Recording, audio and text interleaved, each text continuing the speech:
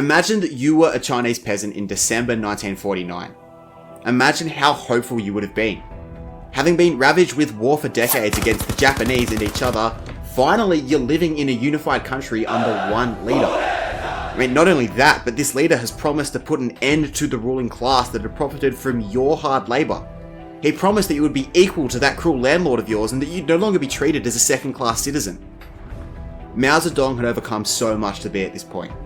Having been nearly crushed and reduced to a footnote of history multiple times, at age 56, Mao stood before all of China as its new leader, as its sole leader. Mao had promised the world to his country, and with no opposition, China stood in anticipation of its new communist future, the People's Republic of China.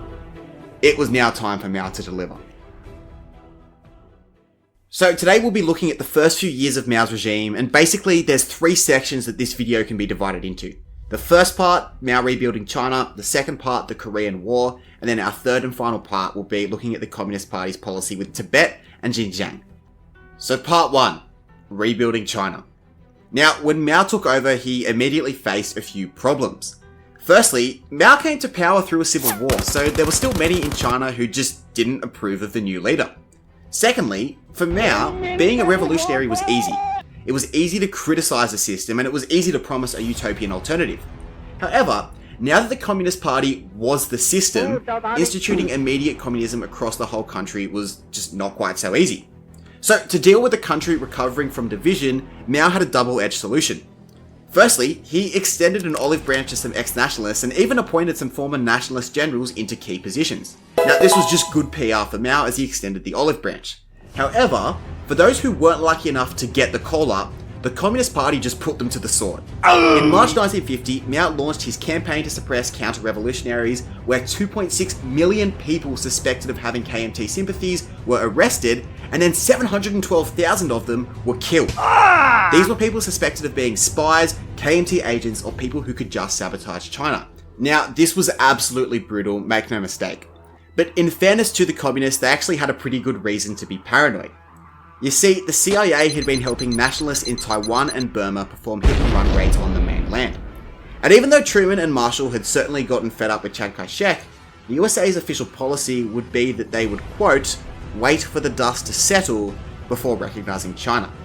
And in secret, the CIA really didn't want China to become communist, and they actively worked to destabilise the country. Remember, the CIA were doing this before Mao committed any of his atrocities with the Great Leap Forward and the Cultural Revolution. It's also important to remember that China had been at war with itself for decades, and so there was a real need for a united China. Now obviously, this doesn't justify the suppression of free speech, it's just some important context. But having unified the country, Mao's number 2, Lao Shaoqi, decided that hardcore communism would have to wait. Shaoqi, whose pragmatism would later lead to his death, argued that if the ruling class was eliminated, then factories would close down and unemployment would begin. So some, but only some, of the businesses remained privately run and the owners could keep the profits. Instead, Mao just turned to other issues. Hyperinflation was addressed by removing many yuan notes from circulation. Polygamy, the sale of girls, and infanticide were also now declared illegal. And with the USA not recognising China and with the CIA coordinating bombing attacks, Mao really didn't have any other choice but to try and strike a long-term alliance with Stalin's Russia, and this was secured with a treaty in 1950.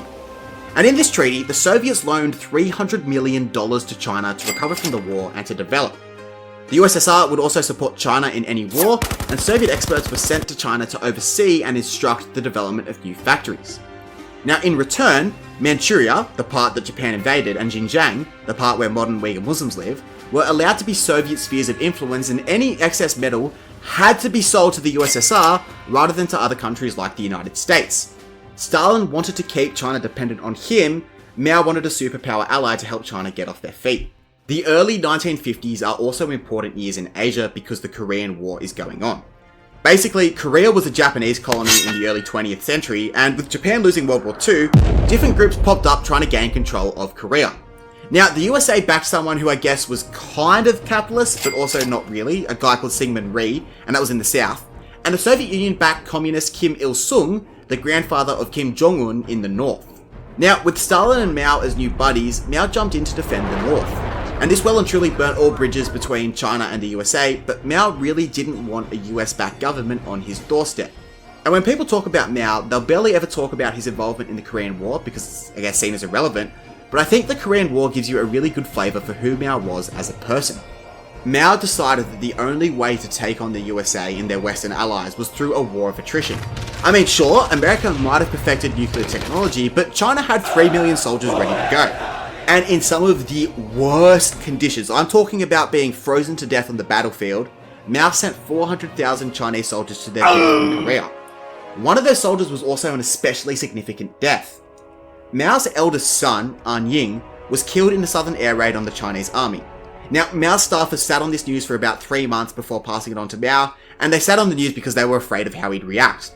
Now, we're only going off witness testimony for this, but when they finally told Mao, Mao trembled before saying, "In a revolutionary war, you always pay a price. An Ying was one of thousands. You shouldn't take it as something special just because he was one of my sons." Even with his own son, Mao's emphasis was on building a society rather than meeting the needs of individuals. He genuinely saw human rights violations as a necessary evil to building a great China that wouldn't be bullied by the West, and that helps explain some of the later atrocities. But the Korean War ended with the split between the US-backed South and the Soviet-backed North. And really, at the end of the day, Mao was successful.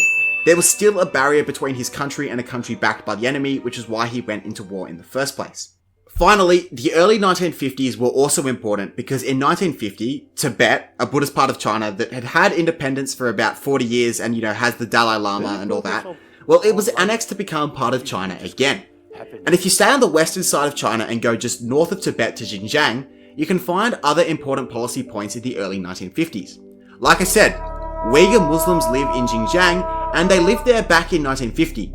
And so for the communist government, there was a bit of a problem. Communism teaches that religion is evil because the thought of getting justice in an afterlife discourages oppressed people from seeking justice now.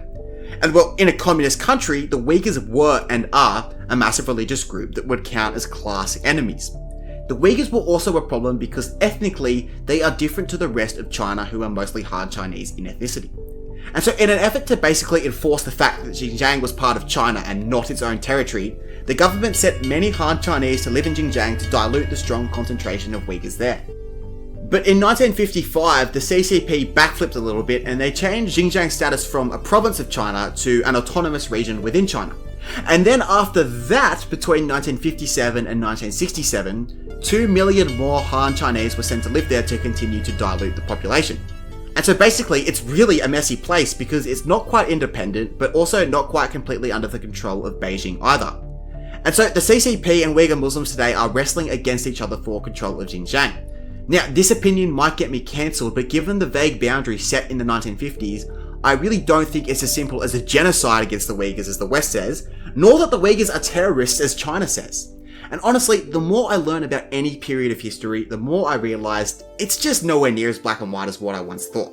So make sure you tune into the next episode where we look at the Chinese constitution and the rules that the CCP set for itself.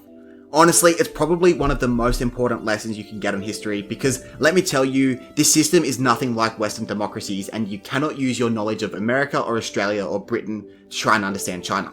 Make sure to hit subscribe and notifications so you don't miss anything, and we'll see you next time for our next venture into a fascinating part of history.